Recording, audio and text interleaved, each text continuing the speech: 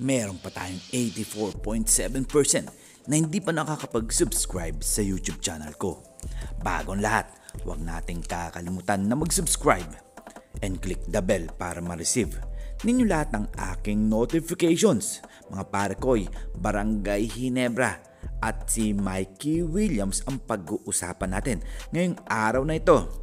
Well mga pare ko'y kalat na nga sa balita na si Mikey Williams nga sakit talaga sa ulo simulat sa pool noong naglalaro pa ito sa TNT Katropa.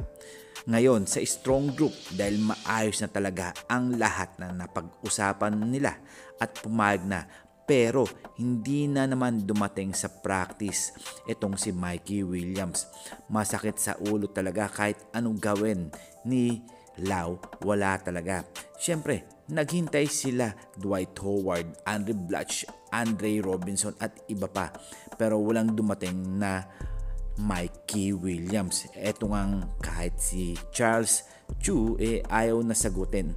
Palagi na lang tinatawagan pero hanggang sa ngayon hindi pa rin siya sinasagot. Siyempre, humanap na lang ng ibang point guard na magdadala sa strong group. Well mga pare ko, marami namang point guard dyan, di lang naman si Mikey Williams. Ito nga si Jacob Lau, naintindihan na nga nila ang TNT Katropa kaya lumabas na ang panawagan ng mga nakakarami na si Mikey Williams na iban na sa PBA o kaya sa ibang liga sa Pilipinas. Well, kayo mga pare ko, totoo kaya na marami nang nananawagan na wag na paglaruin itong si Mikey Williams dahil sakit na talaga sa ulo.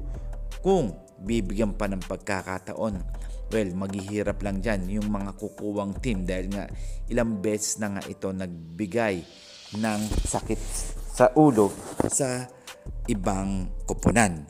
Kaya na ang humusga dyan mga pare koy.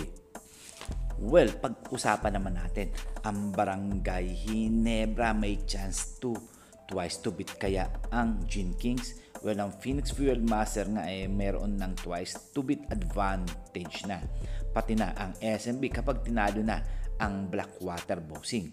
Pasok na rin sa twice to beat at sigurado yon mga pare koy. Pati na rin ang Magnolia, sigurado na yan na meron twice to beat advantage. Alam naman natin na nangunguna nga sila, di ba mga pare koy? At syempre, maglalaban na lang sa twice to beat advantage ay ang Barangay Ginebra at ang Meralco Bolts, pero kailangan talunin ng Ginebra ang NLEX Road Warriors bago nila makuha ang twice to beat advantage. Meralco at Terra Firma Jeep, pero kailangan talunin ng Ginebra ang NLEX Warriors. Tandaan natin yung mga pare ko, pero mas mahirap talunin ng NLEX yan dahil alam naman natin dahil dati nga malakas nga itong NLEX. Well, tingnan na lang natin kung anong mangyayari. Hindi basta-basta yan. Ang SMB sigurado na sa twice to beat advantage. Kung tatalunin nila ang Boxing, mas malaki ang tsansa kung mananalo ang SMB sa Boxing. Well mga parkoy, bilog ang bola at depende yan mga parkoy sa ikot ng mga laban.